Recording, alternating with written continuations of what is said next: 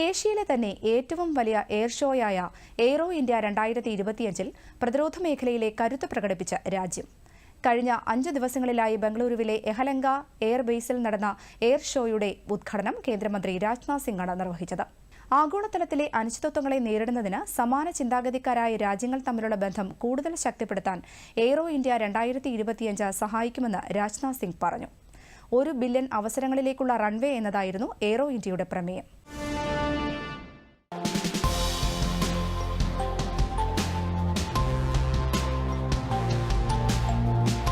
Aerospace പ്രതിരോധ മേഖലകളിൽ ഇന്ത്യയുടെ വളർന്നുവരുന്ന ശക്തിയുടെ തെളിവായി എയ്റോ ഇന്ത്യ 2025. 2 വർഷത്തിലൊരിക്കൽ സംഘടിപ്പിക്കുന്ന ഏഷ്യയിലെ തന്നെ ഏറ്റവും വലിയ വ്യോമ പ്രതിരോധ പ്രദർശനമാണ് എയ്റോ ഇന്ത്യ. വ്യോമ അഭ്യാസങ്ങൾക്കും വ്യാപാര പങ്കാളിത്തത്തിനും വേദിയൊരുക്കി യലഹങ്ക വ്യോമസേനാ താവളത്തിൽ നടന്ന എയ്റോ ഇന്ത്യയുടെ 15ാമത് പതിപ്പിന്റെ ഉദ്ഘാടനം ഈ മാസം 10-ന് കേന്ദ്രമന്ത്രി രാജ്നാഥ് സിംഗ് നിർവഹിച്ചു. പ്രതിരോധ മേഖല ഇന്ത്യൻ സമ്പദ് വ്യവസ്ഥയുടെ വളർച്ചാ എഞ്ചിനെ ശക്തിപ്പെടുത്തുമെന്ന് രാജ്നാഥ് സിംഗ് പറഞ്ഞു. As India moves towards becoming an economic superpower, the role of the defense industrial sector is becoming even more crucial. Every achievement in the defense sector not only strengthens our national security, but also has a large-scale impact on the economy. The technologies developed for defense applications often go beyond just military use. They frequently lead to innovations in the civilian area as well. These advancements contribute to employment generation and accelerate economic development, making the defense sector a key driver of India's economic growth. I believe that the role of Aero India is not limited to just enhancing our aerospace capabilities. It is also a significant driver of economic strength, contributing to the overall growth and development of our country. അനിശ്ചിതത്വത്തിന്റെ ആഗോള അന്തരീക്ഷത്തിൽ സമാധാനവും സമൃദ്ധിയും ദൃശ്യമാകുന്ന രാജ്യമാണ് ഇന്ത്യയെന്നും അദ്ദേഹം പറഞ്ഞു.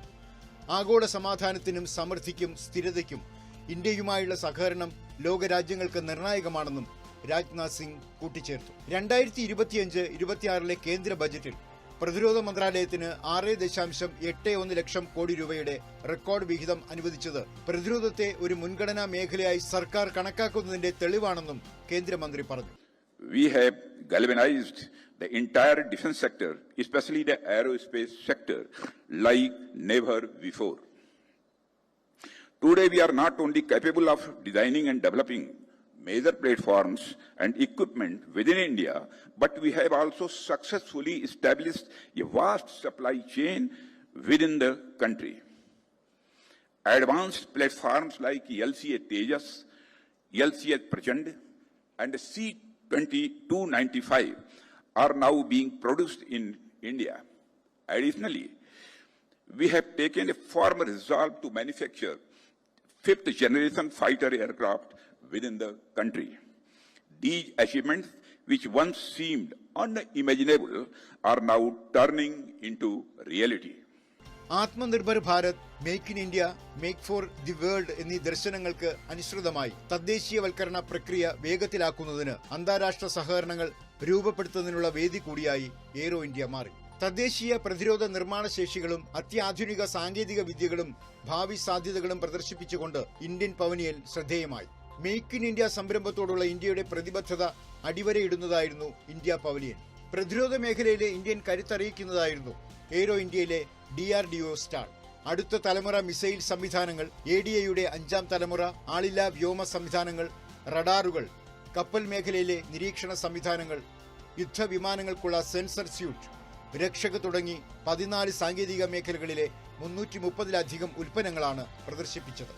അന്താരാഷ്ട്ര വിപണി കൂടി ലക്ഷ്യമിട്ട് DRDO വികസിപ്പിച്ച നൂതന ഉൽപ്പന്നങ്ങൾ സന്ദർശകരെ ആകർഷിച്ചു.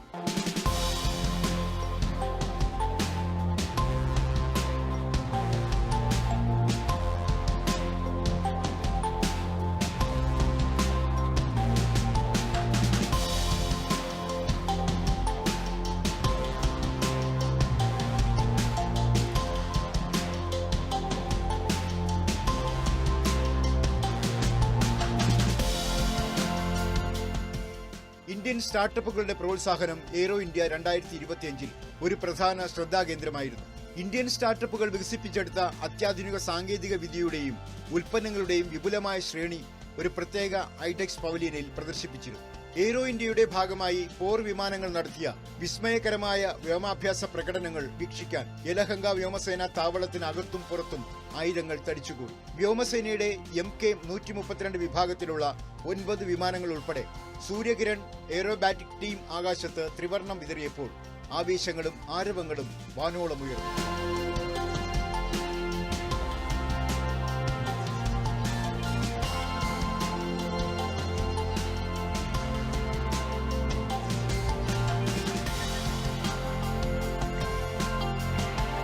പ്രദർശന മേഖലയിലെ അമേരിക്കയുടെ F-35 റഷ്യയുടെ സുഖോയ് 57 ബംഗളൂരു എയർ ഷോയ്ക്ക് പ്രൗഢിയേകി.